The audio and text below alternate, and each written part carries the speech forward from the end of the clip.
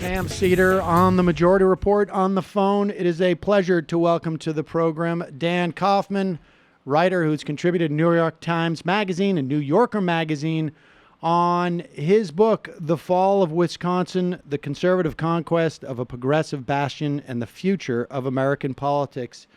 Dan, welcome to the program. Thanks so much for having me, Sam. It's really a pleasure. All right, Wisconsin has really captured my imagination over the years. I have some good friends from Madison. In fact, in the early days of this iteration of the show, I traveled out there during the protests, and it was really, in my estimation, the beginning of so much of what we're seeing now in terms of those protests. And I want to get to that in the sort of chronology, but and I want to start sort of, I guess somewhere in the middle, like why, and we'll talk in a moment, the history of Wisconsin as a bastion of progressive politics. But why was Wisconsin targeted by conservatives, or was that by chance? I mean, was there a sense of like Wisconsin, if we can do it in Wisconsin, we can do it in about a half dozen or 8 other places in this country? I think so. I mean, Governor Scott Walker said as much in his, I guess you'd call it autobiography. He said, if we can do it here, we can do it anywhere. And I think it was an attractive target for them precisely because of that history. It became, but in a similar way that Michigan, which became a right-to-work law, that was an important symbol. It was the home of the United Auto Workers, and so transforming the industrial Midwest, I think, was very important. And Wisconsin has this unusually strong progressive tradition that I think, and Walker, saw an opportunity there to turn, they've transformed the state into something like a southern state with almost no labor rights and very few environmental regulations. They've stripped away a state that was also very progressive on environmental protection, and in fact spearheaded the entire environmental movement. There was a famous senator named Gaylord Nelson who founded Earth Day, and it was very important for all of these things, and I think it became a symbol as well as the protest, and defeating them. I think the conservatives saw that as a national proxy. And I don't think the Democratic side, the National Democrats, saw the importance of it as much as the other side did. So. All right. Well, let's talk about Wisconsin's history of progressivism, because there's also, it's interesting because it's also got a strong Republican in terms of just pure identification of party, a Republican history too. So, just walk us through that. Let's go back to, we're talking 19th century. Absolutely. And in fact, the Republican Party was founded in a one-room schoolhouse in Ripon, Wisconsin in 1854. That said, that was a very different Republican Party. This was a very progressive Republican Party founded on abolitionist principles. Abolitionism was incredibly strong in Wisconsin, partly because of the influx of Scandinavian immigrants and German immigrants, both fleeing very repressive regimes in different ways, and they gravitated towards this new party really fiercely. In fact, sort of the most important figure in Wisconsin's progressive history was a guy named Robert La Follette, Fighting Bob La Follette, who became governor and senator.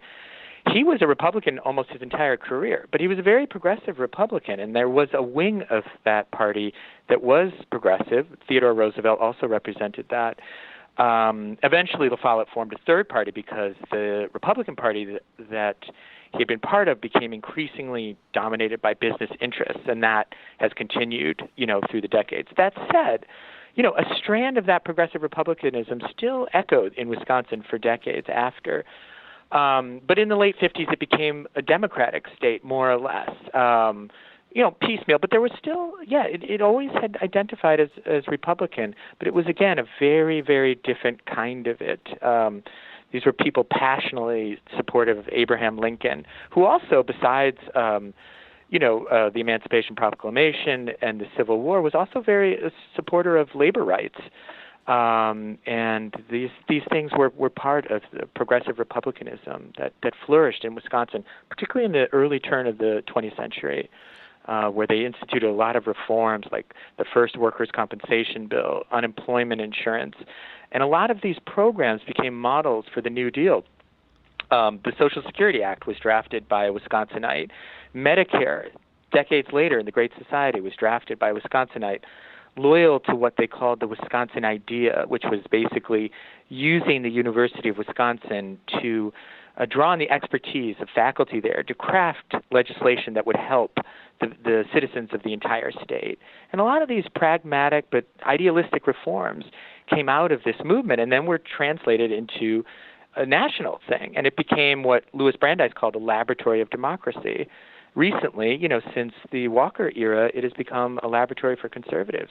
And Wisconsin has been modeled a version of Walker's famous Act 10 bill, which stripped public workers of their bargaining rights, was just passed in Iowa in 2017. I think Republicans see the effect of these laws on changing the electorate. There's been studies that have shown right-to-work states correlate to a decrease in Democratic turnout by about 3.5%. So they're very important at engineering a kind of political dominance that has really shaped Wisconsin. I'm not saying it's permanent, right, but it has changed things. And Wisconsin also had one of the early adoptions of a progressive state income tax too. That's right. And yeah. And we should also say though, there was also Joe McCarthy came from Wisconsin. Absolutely. So Absolutely. there was always this sort of. Was there always this duality, or I mean, did this duality exist simultaneously? Did it go back and forth? I mean, because I mean, I guess I think it did exist. It's still hard for me to understand how. I mean, I'm still sort of reeling, frankly, from Ron Johnson defeating Russ Feingold, right? Like that to me is like. I don't understand. Like, it's like walking out and just watching things sort of float up in the air. Like, I don't understand that just feels like gravity doesn't exist in that situation. And we'll work our way up there. But is this a question of just a duality that's going on there? Was there something lost, or was there just a strain that existed that just sort of emerged over the past, 20 years, 10 years?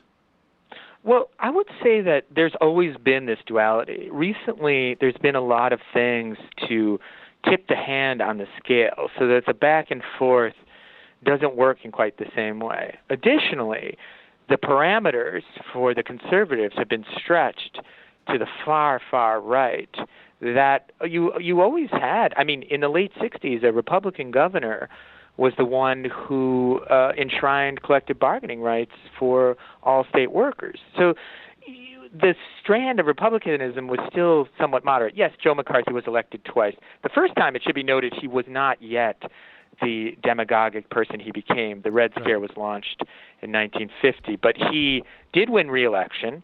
George Wallace basically launched his national presidential career with a surprisingly strong showing in Wisconsin. It's always had that too, but I think the dominant force was always a kind of pragmatic progressivism that persisted. What's happened is it's been whittled away. In the early 70s, the conservatives began building a very powerful infrastructure. It's been documented brilliantly in Jane Mayer's Dark Money and other books. But this infrastructure has helped shift the balance slowly. It's I describe it as a kind of attritional war, and long settled things like a belief in voting rights and so on, they get whittled away, and then quite dramatically in the Tea Party wave in 2010, when Republicans seized tons of state legislatures, including Wisconsin's for the first time in a long time. And that gave them this enormous opportunity.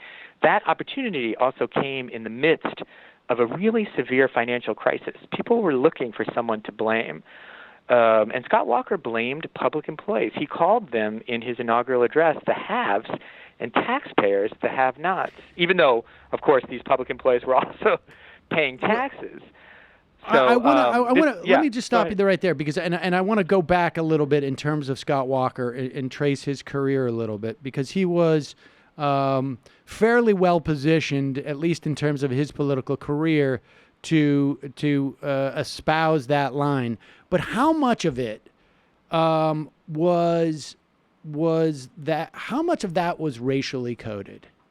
Because it's, I think, yeah, right. I mean, I think go ahead. some of it, yeah. I mean, Milwaukee is the most segregated city in the country, and he was the Milwaukee County executive, and he launched a fierce war. It's disproportionately, the public employees are probably disproportionately minority. I would say, though, that was a portion of it, and his career is very driven by a kind of racial animus. Wisconsin, the collar counties around Milwaukee, Waukesha, and so on, are the most Republican, and there's probably no other American city that has such an extreme division, between city and suburban area and there's a real racial animus towards the city, and that probably extends to the entire state. But I also think it was an important part of the Tea Party libertarian movement of the Kochs and others to destroy the labor movement, which is not just is not just a racial issue. It's actually the only really infrastructure on the other side that's capable of mounting a challenge to their power. And I think, when you saw the protests, Wisconsin is a very white state. I mean, this was, most of the protesters were white on the Capitol, and they were teachers and, firefighters. Even though their rights weren't taken away, they supported them in solidarity. So it was a remarkable display of solidarity. And these were people, there was a lot of misnomers around that. It wasn't just people from Madison. They were coming from all over. I was there the day the farmers brought in their tractors and surrounded the Capitol. That's right. All right, but let's go back a little bit with Scott Walker. So his assaults on public workers started in the early aughts, right? Around some type of pension benefit. Right. There was a pension scandal, and some there was a legitimate scandal of a county executive who had they had drafted something and given huge payouts to a lot of employees with seniority, including himself. He didn't wound up taking it, but Walker used this as a launching pad. He was a unnoted state assemblyman, and he saw an opportunity and launched a ferocious assault on public employees that caught the attention of Americans for Prosperity and other groups like the Bradley Foundation, which is another pin in this conservative network that's actually based in Milwaukee but has a huge national reach. And this effort to transform the country by transforming the states was really being worked out in Wisconsin. Tommy Thompson, as governor, instituted the first charter school program in America, in Milwaukee. But Walker was really successful. It was quite clear that he had national ambitions from the beginning. He would take this annual Harley-Davidson motorcycle trip around the state that also took in parts of Iowa. It was ostensibly to promote tourism in Milwaukee County. But many critics saw it as just, trying to establish himself both as for governor and even for president. And he would have Karl Rove attended fundraisers of his in Chicago. He was auditioning, is how I put it. And a lot of people were in that Tea Party wave. You had Michigan really changing long-settled law in terms of labor, became a right-to-work state in 2012. This was a program that was in place, drafted by a lot of conservative think tanks, that was meant to both be a political attack and to basically preserve the wealth of very powerful people. And these are bills that are propagated at conferences by the American Legislative Exchange Council, a group ALEC focuses on state-based strategy to transform the country, and very successful in Wisconsin because they had complete control, partly engineered through a very extreme gerrymandering that made them almost impervious to elections in 2012. I want to talk about that gerrymandering in a second. Yeah. But so it was in the early aughts when the AFP basically said, we're going to start to, because at one point it seemed as Walker ascended to the governorship that there was almost, I guess when he was county supervisor, there seemed like there was virtually no daylight between the AFP operation in Wisconsin and Walker's staff. Like literally they were almost the same people. Well, I don't know so much about that. I mean, he began speaking at these AFP rallies as county executive. Later, I think that's true. And you have to remember, Citizens United came about in 2010, before that election. It really emboldened conservatives of Walker's bent, and he had been a member of ALEC himself, which is an incredible networking opportunity for conservative state legislators. The amount of ALEC members in the U.S. House of Congress is astonishing. I mean, I don't have the figures in front of me, but they move up. People like Walker, and he gets exposed to these. The rumor is that he met the Kochs at an ALEC conference. I don't know if that's true. But he is, in 2010, he began really a close alliance with their policy program. Not just them, but all of these conservative think tanks who are funded by them and the Bradley Foundation, these policies that had little to do with what anyone in Wisconsin was asking for, very extreme things, particularly Act 10, but other things as well. And then you had Act the 10, situation. We should just say Act 10 was the collective bargaining measure, right? Yeah, and that was out of left field. But then you had a person from the MacGyver Institute, one of these think tanks, had basically on his blog had said, what we really need to do to solve the budget crisis is to get rid of collective bargaining rights. So I mean, who knows if that launched Walker, but it was out there, and these messages are being pushed relentlessly. Labor is an impediment. It's a cartel. It has no value. It's an infringement on people's freedom, blah, blah, blah. But really it's really a political attack, and it brings down wages. I mean, that's really what it does, and they've been very successful with that.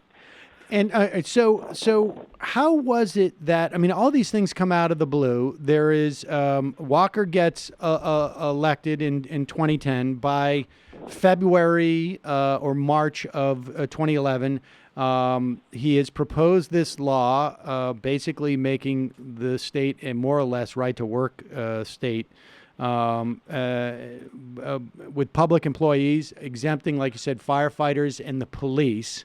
And I do distinctly remember the firefighters at the very least being there in Madison. There were also the Cops for Labor was also there. So, but yeah. And so you had private sector unions there also supporting, if I remember correctly. Sure. Yep. And then the energy from those protests.